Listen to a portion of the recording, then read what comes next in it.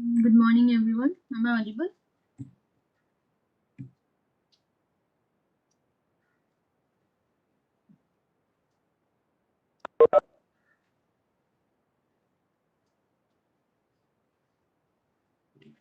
Ma'am.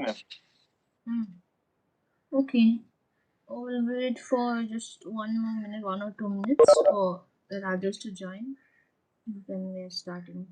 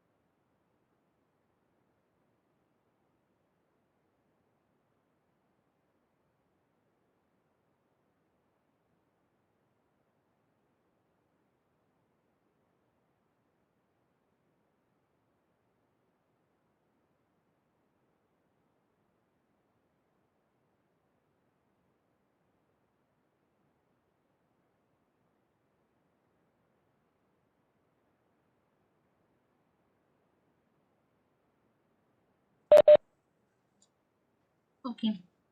So today we are going to talk about the material science, or you can say material engineering. Okay, we'll be discussing about the material engineering. So basically, what is your material engineering? Material science or your material engineering, both are, you can say they are exactly same. Okay, they are exactly same. You can say in this kind of material engineering, what we do in this field actually, what is the involvement? This material engineering deals with what your material properties, how materials behave, their stress, strain, etc. Okay, so that is your material engineering. So there is also material science and material engineering. Science No people. slides, ma'am. No, I'm talking now. Okay. I'll show you some video. Just listen now.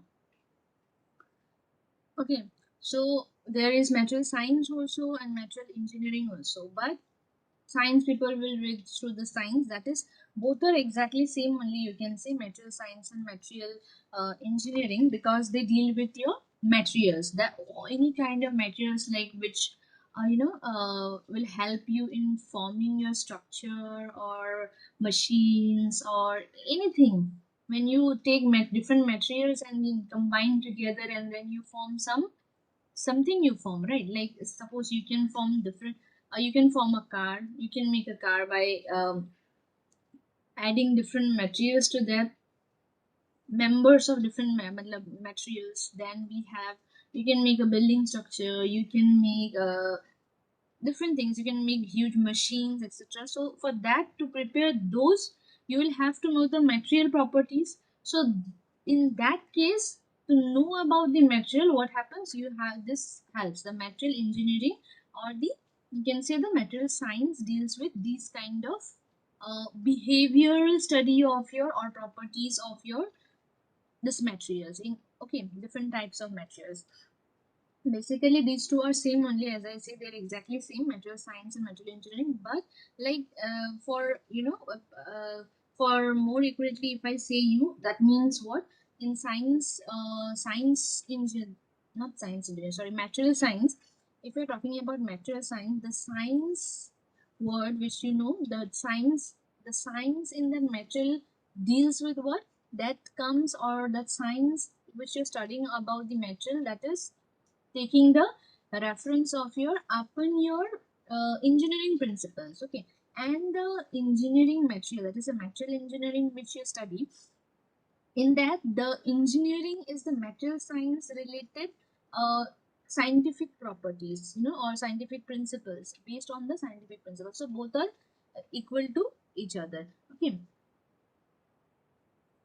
We study these material engineering, why to because its applications we can use on various areas of sciences and engineering, okay, deal.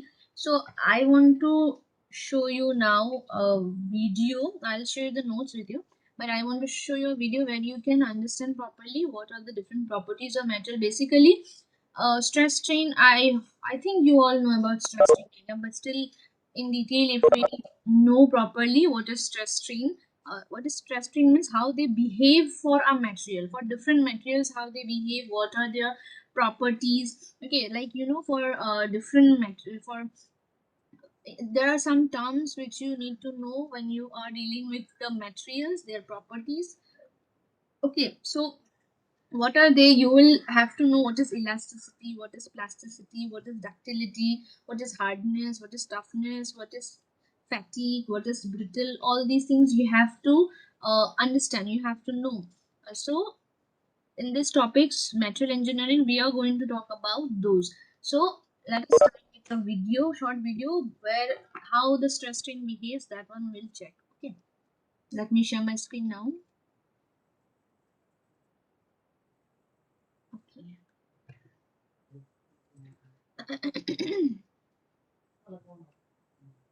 Let me share. First, we are going to learn what a tensile test is. A tensile test is a fundamental test in material mechanics. It's performed by pulling a sample of material apart until failure, while measuring the force and displacement. It provides us with something called a stress-strain curve, which tells us a lot about the material's reactions to forces. In this scenario, the stress is defined by the force applied to the test sample, divided by the cross-sectional area. This gives us units of newtons per meter squared, which you may recognize as the metric unit for pressure, pascals. Stress goes on the y-axis. Strain describes how much deformation has occurred with that applied force, and it is found by dividing the change in length by the original length. This is placed on the x-axis. So you already know what is your stress. Your stress is your force per unit area, which is the unit is Newton per meter square, and on the in the y-axis you are having the stress. Here you are having the strain. So the strain, you know what it is. You already know that change in length by the, okay, change in length by your original length. And here, since the ratio, or you can say the strain is change in length by the original length, so there is no unit for that, right? So basically your stress strain curve will be showing how your material is behaving, on how much stress, what is the strain, that is how much is the deformation, that your stress strain diagram tells you. So okay, Watch this test again and see what now you information we can get from this. So you see in this test, when you're looking this tensile test from both the ends, your this material is pulled together. Now you see how this is behaving with respect to your stress and strain. Stress-strain graph. As the stress rises, the material begins to deform. This initial linear region is elastic deformation. That means if we remove the force, the material will regain its original shape. Think of how a rubber band can deform hugely and still come back to its original shape. The end of this linear elastic deformation is marked by the yield point. Okay, so this is what you all know. This is stress is directly proportional to strain till here, which is, that means it is elastic. Your material, whenever your material, you are giving a deformation either by pulling on both the sides. Okay, and then if you release it, what will happen? If you release it, what will happen? This is going to come back to its original shape. So that is represented by these curve. Okay, this line. That means your stress is directly proportional to your strain.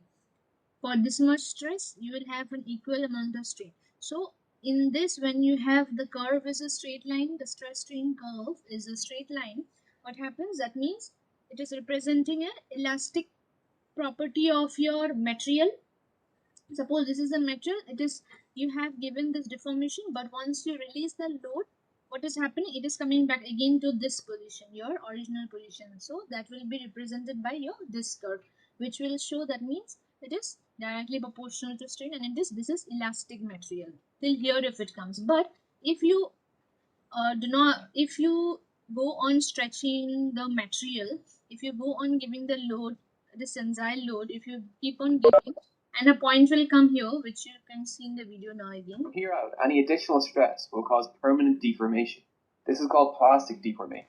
Okay, so till here it was what? Till here it was your elastic deformation. That means when you release your load, what is going to happen? Your material is going to come back to its original place. That is your elastic deformation. But beyond that, if you give the stress, that will make your material plastic. Okay, it will, the material will take the property of your plastic property. That means it is not going to come back to its, or it will deform.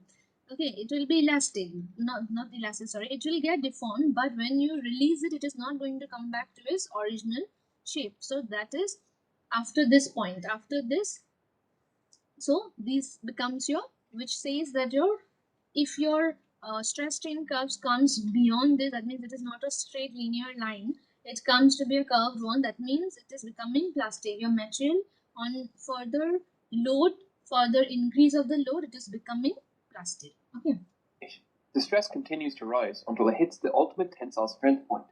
This is the ultimate strength of the material, the most stress it can handle. From here, less stress is needed as the material begins to decrease in cross-section, which you can see happening here. This is called necking. This continues until the material fractures. We can get a lot of. so understood.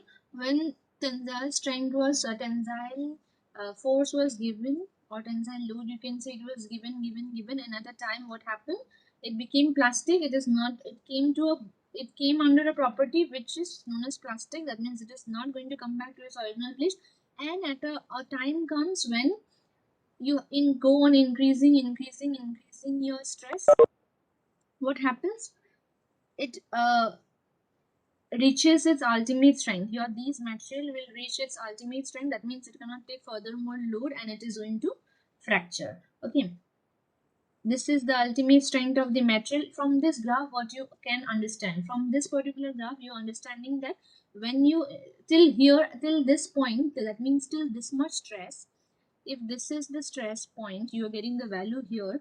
For this much stress, your material is behaving as a elastic material. Okay, that means it is coming back, it can come back to its original place. But beyond this, when you increase your stress, when you increase furthermore your stress, what happens? It becomes plastic. It is not going to come back to its original place. And then when it reaches its ultimate strength here, you will see the curve to be moving again downward. That means what? Your stress is decreasing now. Why? Because it cannot take further any more stress, and that's why what is happening, when the stress cannot be taken more by this material, and then at the constant stress itself, when your stress is also decreasing, it cannot take, and at time it comes, it will fracture. On this graph, the first is Young's modulus, otherwise known as the elastic modulus. This describes how stiff the material is, and it is obtained by finding the slope of this linear region. A steeper slope means a stiffer material. For example, a high carbon steel may look like this, whereas a flexible material with a low Young's modulus, like rubber, would look like this. This graph is not to scale, but it should give you an idea of how So you saw this curve, that is the stress strain curve, will give you an idea of how or what kind of material you are dealing with. Suppose you don't know the property, you will get a rough idea from this curve. From this directly, if you see the curve, you will get a rough idea. Without looking the values also, you will get a rough idea like what kind of material it is. Like this material, it is rubber, which is your strain is less, but sorry, at when you increase your stress, the strain is also increasing. That is a deformed, it is getting deformed, right? Your deformation is more because, and it is a straight line. So what happens, it is a straight line, that means it is behaving elastic, it is an elastic material, and a time comes when it cannot deform anymore. It is again and it cannot take any stress, then it fails, then it will become plastic. Okay, so that means this is a rubber case because it is more elastic. You can see the straight line is more here. So this elastic, and with the lesser stress, strain is more. That means deformation is more. So this will uh, show you that this is a what, a rubber kind of material, elastic, more elastic material. But in this second curve, if you see this curve here, with the increase in the stress, your deformation is so less. You're looking, this much is your deformation. For a very high stress, you are having this much only deformation. You're not having deformation like this rubber. So this is a little inelastic, or you can say this is a little more plastic material like carbon, steel, etc., which will not have more deformations like, unlike your rubber. Okay. How this information is represented. Young's modulus is one of the most used properties in engineering, as we can use it to predict deflection in a huge range of scenarios.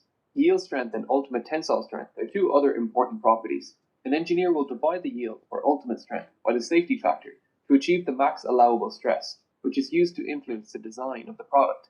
Usually, engineers will aim to keep the max So from this curve also you will get your yield strength, okay, the ultimate strength of your material, whichever you are taking. So when you get the ultimate strength, what you do to find out what is the maximum allowable load this material can take, we'll do what? We always divide by safety factor, okay. possible stress well below failure, but safety factors differ between industries. So we've seen a stiff material and a flexible material. Now let's look at a material in between. This material So this was your stiff material, this was your elastic material, okay. Because with lesser stress it is giving more deformation, so it is a elastic material. This is a stiff material, that's why more stress we are needing to deform our material, okay. But what this is a curve which will show an intermediate behavior. This is a curve of a material which is going to which is going to behave immoderately, okay. That is that not much stiff, not much elastic, okay. can be described as tough and ductile. Tough simply means the material can absorb a lot of energy without breaking. The area under the graph here defines how much energy is absorbed. Ductile means it deforms under pressure. The two previous materials could also be considered ductile. Spring steel is a tough and ductile material with a high yield strength, which is why it is used in springs. Springs need to absorb energy without permanently deforming. The opposite of ductile is brittle. A brittle material is a material that breaks with very little deformation. Glass, ceramics, and cast iron all fall into this category. You can actually tell if a material is brittle or ductile by examining the fracture surface after they have broken. A ductile material will have this characteristic cup and cone fracture surface, whereas brittle fractures have granular, flat-looking fracture surfaces. So you see, you can when you see a material like how it is breaking, how it has fractured, with by looking the figure also, by looking there, this also you can understand that whether it was a brittle fracture or a ductile fracture. So because you know ductile, when you have a moderate, when you have a, some material which is taking, which is not stiff, not elastic, not much elastic, in a moderate state. So that material is what, it is ductile, you can say that material is ductile. That means uh, equally it is with the increase in the stress, it is deforming also, okay. It is deforming also, and sometimes it can be elastic also, but after a certain limit, that is the yield point, it is going to yield, okay. It is not going to take further more load. So that is called a ductility, okay. So when your material fractures in this way in a conical shape or below downward conically, etc., so that is your ductile fracture. And if it is straight fractures, when it is straight, your failure is straight like this flat surface, that is your brittle failure. Some materials can go from ductile to brittle when their temperatures are lowered. This was actually a massive problem during World War II with the Liberty ship. Several of these ships literally broke in half with no warning, including the SS John P. Gaines, which broke in half in the frigid waters of the Bering Sea. It was later discovered that the grape seed being used became brittle at lower temperatures. This problem was made worse by the stress concentration at the hatches, which you learned about in my first video, Why Are Plane Windows Round? This embrittlement is also thought to have contributed to the fracture of the Titanic's hull. The final material property I want to talk about is hardness. It is directly related to the stiffness and yield strength of the material, but it is used to describe how difficult it is to dent, scratch, and abrade materials. One way this material property is measured is with the Rockwell Hardness Test. This test involves 3 steps. First, a minor load is applied to the material by an indenter. This establishes a 0 point. For the second step, a major load is then added, which indents the material. And for the final step, the major load is removed, while maintaining the initial load. The difference in depth between the first and third step is then used to calculate the hardness of the material. Diamond is a very hard material, which is why it is used in cutting tools. One of the fantastic properties of steel is its ability to be heat treated, to have its hardness tailored in different areas. For example, with swords, you want your cutting edge to be hard, but the core of the blade to be ductile. This means the sword can bend under pressure without breaking, while the cutting edge can resist damage. As always, thanks for watching. Under pressure without breaking to be hard. In cutting, calculate the So hardness this of the was your material. hardness test. Hardness means what? Hardness means what? How much hard it is, how much strength that material has, how much it can resist. That is your hardness. Resist to any kind of load. So that is your hardness of that material. Like in this Rockwell test, hardness test, what you are doing, you are giving pressure, a load here, it is going this much depth, at a this much depth. Okay, when you are penetrating a material, okay, what happens with the load, it is coming inward till here. When you increase the load, it is coming further more, but again then you release. So up till how much it is coming back, that means this much was your hardness of the material. Okay, so when you're as I said you that in the uh, stress strain curve, when you have a material of a moderate curve, that means it is neither brittle nor elastic. It is in moderate, that is, it is ductile material, you can say. Okay, so but sometimes what happens, your ductile material at a low temperature, what will happen, it will become very brittle. Your material is going to become very brittle. Okay, these were the issues, you can say, for due to this reason the ships got broken due to this. When you have this material, okay, this is you can say this is a ductile material. When you have a moderate curve, which is a ductile material, but at low temperature, what has happened, this is only same material will be behaving, it will lose its ductility and it will become brittle. Okay, it will curve will come this side when you have a temperature, lower temperature for this kind of material.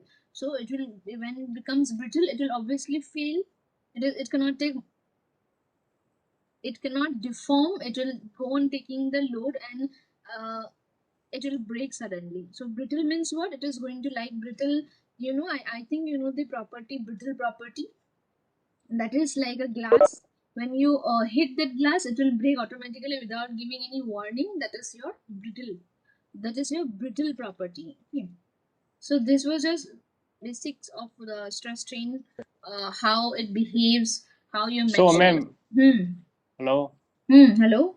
ma'am. So is there any relationship between brittle and the hardness of the material, Yeah. or the hardness and the increasing, decreasing proportionality? No. Hardness is different and your brittle is different. Okay. Suppose, Hardness. suppose, can elastic of can elastic a ductile object can be hardness or not? My question is that. Yeah, your ductile material can be hard, but it cannot be brittle. Okay, it can be brittle on the variation of your temperature. Okay, like I said you now, when your temperature goes down, your ductile material will behave as brittle. Okay, so you see, so that's why what happens, you were asking about brittle and hardness. Your hardness means your material can resist that much of load, but your suppose for the same load, okay, when your material is hard, it can resist that load, but your brittle material is not going to show you any this thing. What is it called? It will not show you any warning. It will not give you any warning directly. It cannot resist. Your brittle material cannot resist that much of load. Okay, your brittle cannot resist the load. Once it gets a sudden load, it is going to break. So that is your difference between your brittle and your hard material. Hard has the strength to resist that load, but brittle has no strength to resist any load. Okay, I'll want to show you another video on this, because I think some of the properties are not mentioned here, so that I'll show you in this another video, short video. Together we'll be discussing. Okay.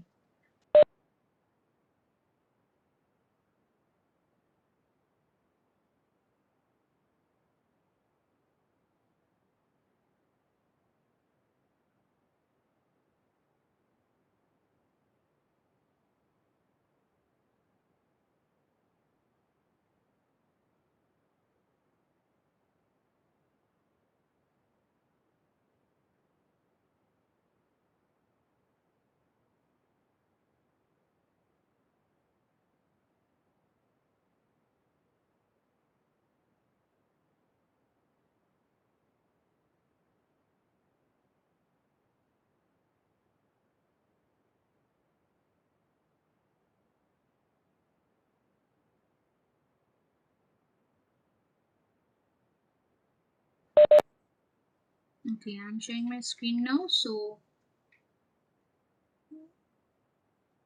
okay, I'll start it now. Some of the basic properties like your ductility, toughness, and strength of a material will be discussed here. Okay, so go through properly. In this video, we're going to take a closer look at strength, ductility, and toughness, three very important material properties. Let's get started.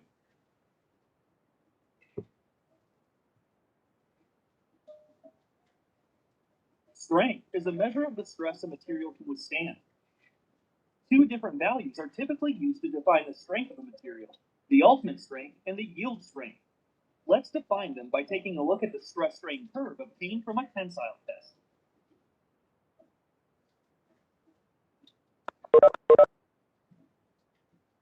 The ultimate tensile strength of a material is defined as the maximum stress, which is reached during the tensile test, corresponding to this point on the stress-strain curve. It is the maximum stress the material can withstand during a tensile test. The yield strength is defined as the stress at which a material begins to deform plastically. Stressing a material beyond its yield strength will result in permanent deformation after the load is removed. Many structures and components are designed to ensure that they only deform elastically. This makes the yield strength a commonly used criterion for defining failure in engineering design codes. It is possible for failure to occur at stress levels well below the yield strength if the applied load varies with time. This failure mode is called fatigue, and I will cover it in a separate video. For some materials, the transition from elastic to plastic deformation is not clearly defined. In these cases, the yield strength can be defined using the 0.2% offset method. This involves drawing a line with the slope equal to Young's modulus and shifting it 0.2% to the right on the stress-strain curve.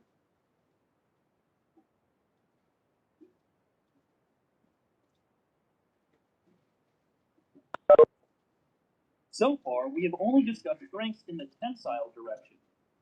But what about the compressive? For ductile materials like mild steel, the yield and ultimate strength are very similar in the tensile and the compressive directions. Tensile tests are usually easier to carry out than compression tests, and so compression tests aren't often performed for these materials. For brittle materials like concrete and ceramics, however, the material strength is much larger in compression than in tension. I will talk about why this is the case later on in the video. First, let's look at some relative strength values for a few different materials.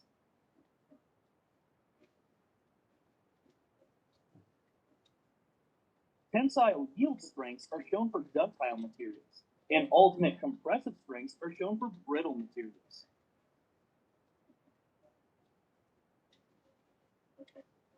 Graphene is the strongest material to have ever been tested.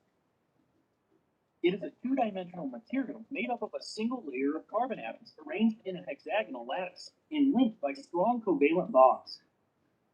Defect-free graphene has an ultimate tensile strength of up to 130 gigapascals, or 19,000 KSI. I've mentioned material ductility a few times in this video, so now it's probably a good time to define it properly. Ductility is a measure of the ability of a material to deform plastically before fracture. Let's return to our stress-strain curve. Materials which undergo large amounts of plastic deformation before they break are called ductile materials. These materials fracture at very large strains. Mild steel and gold are examples of very ductile materials. Materials which fracture at very low strains with little to no plastic deformation are said to be brittle. Glass and ceramics like porcelain are examples of brittle materials. Because they don't deform plastically, the concept of yield strength is irrelevant for brittle materials. There is no defined transition point between ductile and brittle behavior. Typically, a material which has a strain at fracture of less than 5% is considered to be brittle. Now that we have covered what ductile and brittle materials are, let's return to the question of why brittle materials are much stronger in compression than in tension. There are two factors at play. The first factor is that tensile loads tend to encourage the formation and propagation of cracks, whereas compressive loads do not, as illustrated here. The second factor is that in brittle materials, very little or no plastic deformation occurs to redistribute stresses at existing flaws. That large stress concentrations build up at the crack tip, resulting in fracture. In ductile materials, plastic deformation, which relieves these localized stresses.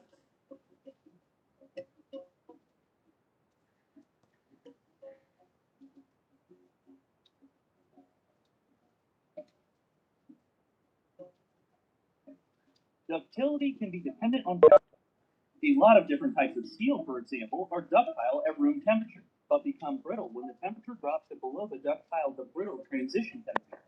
This transition temperature is an important design consideration because ductile failure is normally preferred to brittle failure. One very famous example of brittle failure is the Titanic. The icy waters of the North Atlantic are thought to have caused the steel of the ship's hull to drop below its ductile to brittle transition temperature, resulting in catastrophic brittle fracture.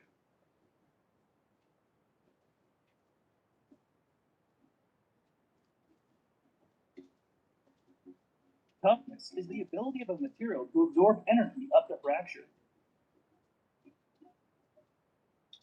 It can be calculated as the area under the stress-strain curve. If the area under the stress-strain curve is large, the material will have high toughness, and so will be able to absorb a large amount of energy before fracturing. For a material to have high toughness, it should have a good balance of both ductility and strength. Low-strength materials and brittle materials tend to have low toughness. A related property is resilience, which is the ability of a material to absorb energy when deforming elastically. It corresponds to the area under the stress-strain curve, but only within the elastic region. Materials with high resilience are well suited for applications where plastic deformation is to be avoided. To summarize, the yield strength of a material defines the stress at which it begins to deform plastically. The ultimate tensile strength defines the maximum stress which is reached during the tensile test. Ductility is a measure of the ability of a material to deform plastically. Toughness is a measure of the ability of a material to absorb energy up until fracture. And resilience is a measure of the ability of a material to absorb energy while deforming elastically. That's it for now. If you enjoyed the typical stress-strain curve for a ductile material. Okay. So this was your. Let me stop sharing.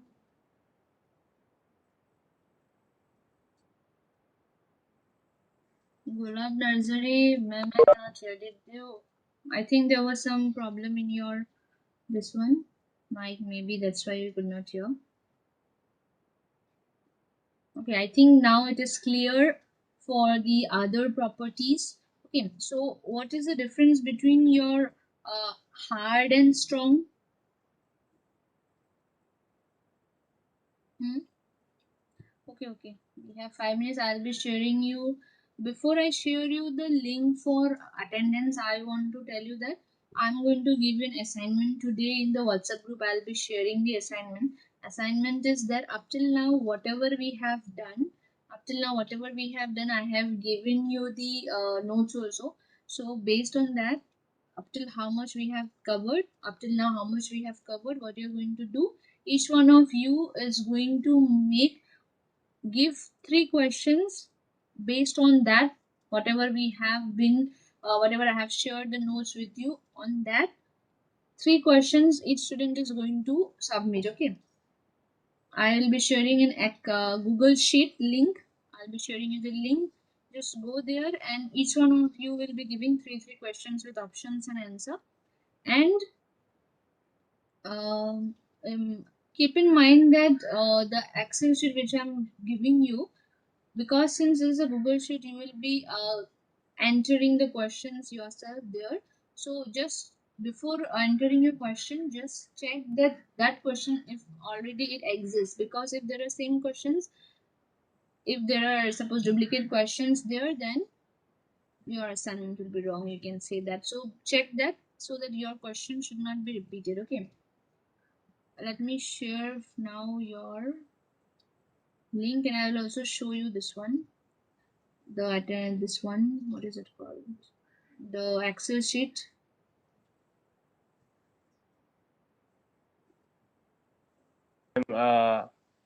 I don't get your points. Okay, I have shared the link with you all. You can go and give the attendance now. Before that, now let me to show you the Excel sheet. Okay, assignment PCC CE 207. This is your PCC CE 207.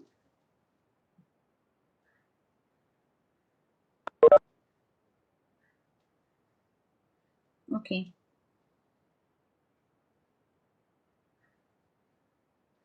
Okay, this is your assignment PCC for your subject PCC CE 207.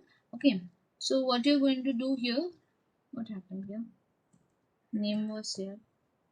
Okay, so what you're going to do here, you're going to write your name, whatever is your name, your enrollment, and then the topic which you are, the topic from where you, for which you are giving the question.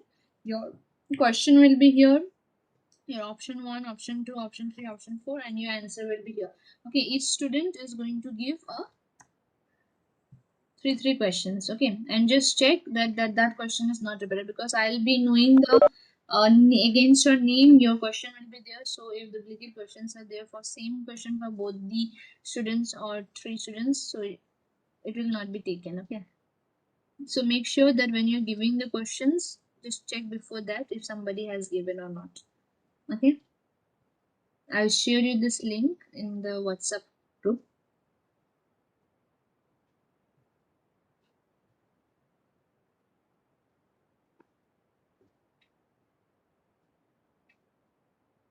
And you have to submit this.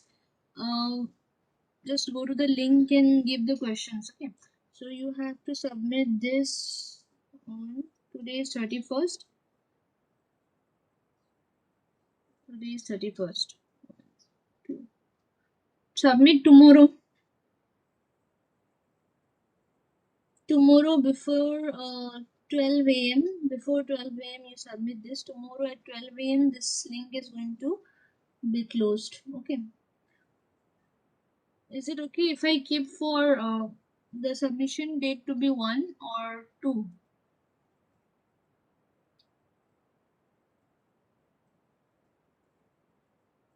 Ma'am, 2. 2. Ma'am. Oliver. 2. Okay. Okay, then you submit submit on second, but submit before 11 a.m. before 12 a.m. Submit before 12 a.m. 2nd June, before 12 p.m. Okay, afternoon 12